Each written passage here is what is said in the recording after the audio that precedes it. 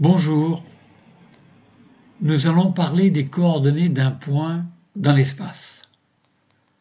Mais auparavant, faisons un petit rappel des coordonnées d'un point dans le plan.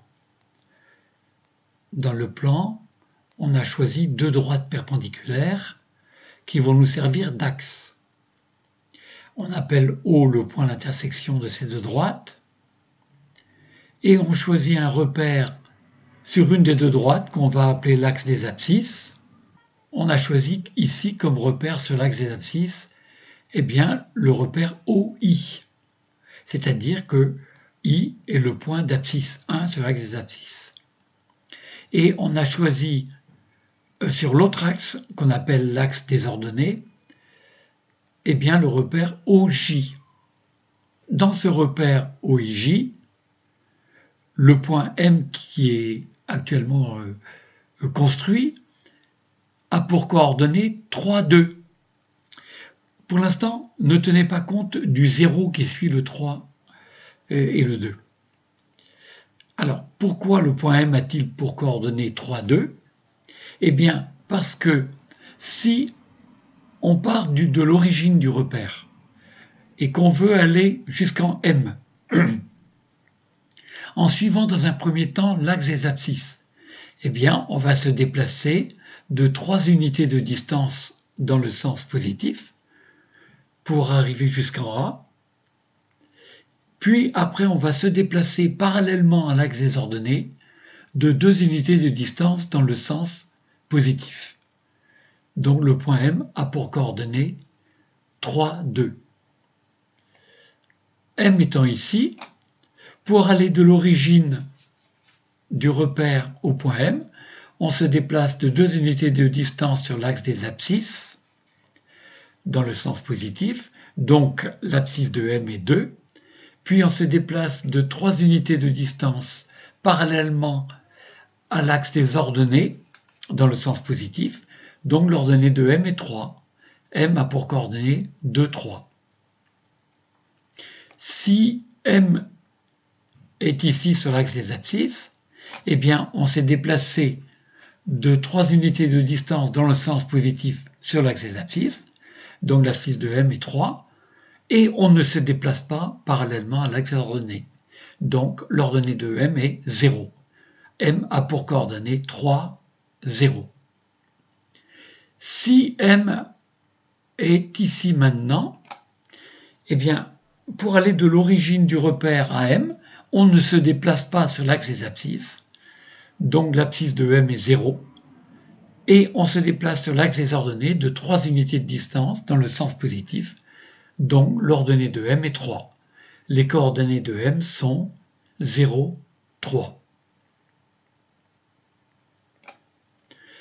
Voilà, M est le point de coordonnées 3, 4 actuellement, et si je mets M ici, M est le point de coordonnées 4, 3, qui n'est pas le même bien sûr que le point de coordonnées 3, 4.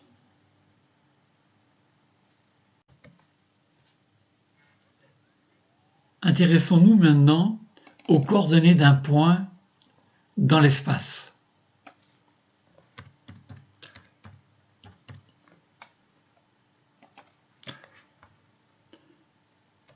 Alors,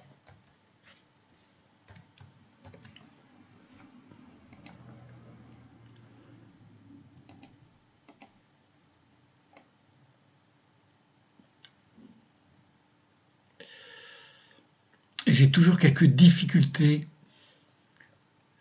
Voilà. Bon, excusez-moi. Par exemple, alors cette fois-ci, le plan représente le sol. Imaginons qu'on ait tracé ce repère sur le sol de la cour de récréation du collège. L'unité de distance est peut-être 10 mètres, ce qui fait que la longueur OI serait égale à 10 mètres. Mais peu importe. Et on peut donc s'intéresser au point M de coordonnées 3, 4, un point du sol de la cour de récréation. Au-dessus du point M, il y a des points. Je vais appeler P un point mobile situé à la verticale de M. il est naturel de dire que P a pour abscisse 3 et pour ordonnée 4. Et on voit bien qu'il faut un troisième nombre pour fixer le point P à une certaine altitude au-dessus de M. Ce troisième nombre, justement, sera appelé altitude. Alors, pour le créer, ce nombre, eh bien, on ajoute un troisième axe. Cet axe est appelé axe des altitudes, sur lequel on a choisi également un point K repéré par le nombre 1.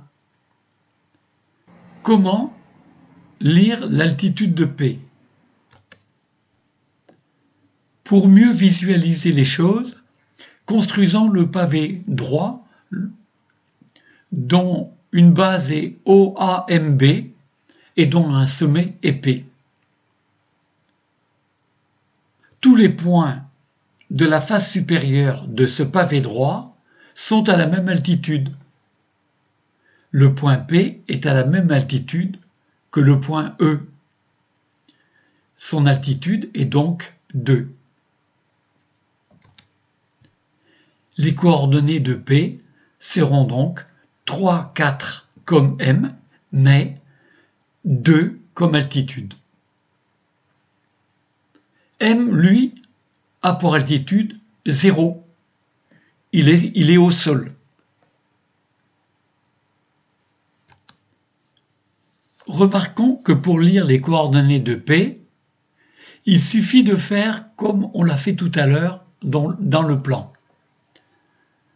On part du point O, origine du repère, pour aller jusqu'en P. On suit d'abord l'axe des abscisses et on se déplace de 3 dans le sens positif. L'abscisse de P est donc 3. Puis on se déplace parallèlement à l'axe des ordonnées dans le sens positif de 4. L'ordonnée de P sera donc 4. Enfin, on se déplace parallèlement à l'axe des altitudes dans le sens positif de 2. L'altitude de P sera donc 2.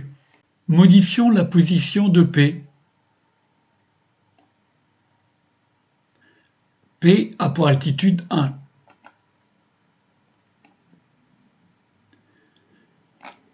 Alors voilà. Partons de haut. Nous allons de haut en A. Abscisse de P, 4. De A en M. Ordonnée de P, 3. De M en P. Altitude de P, 1.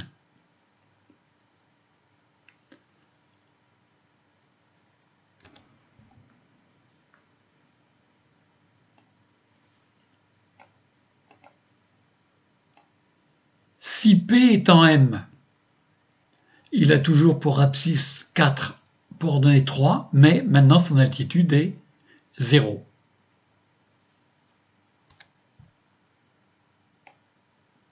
Si P est en A, il a pour abscisse 4, puisque nous allons de haut jusqu'à P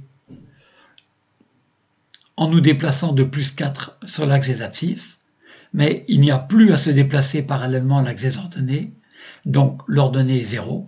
Il n'y a pas non plus à se déplacer parallèlement à l'axe des altitudes, donc l'altitude de P est 0.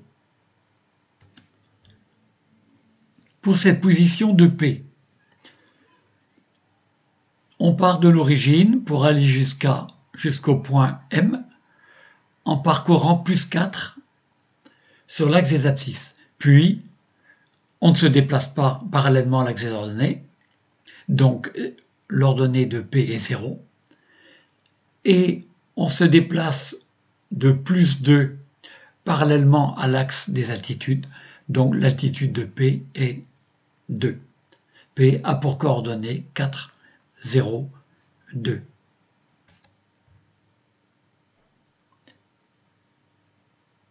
Si P est à la verticale de l'axe des ordonnées, partons de haut. Pour aller en P, on ne va pas se déplacer sur l'axe des abscisses. Donc l'abscisse de P est 0. On se déplace de 3 unités sur l'axe des ordonnées.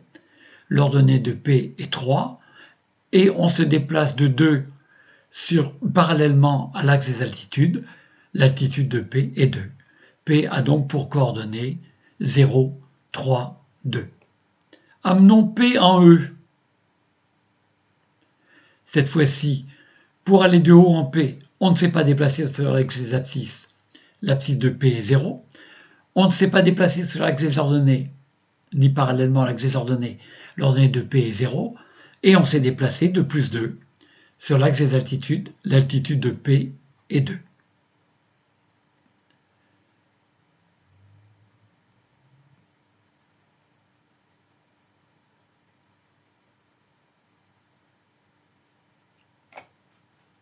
Voilà, en ce qui concerne les coordonnées d'un point dans l'espace.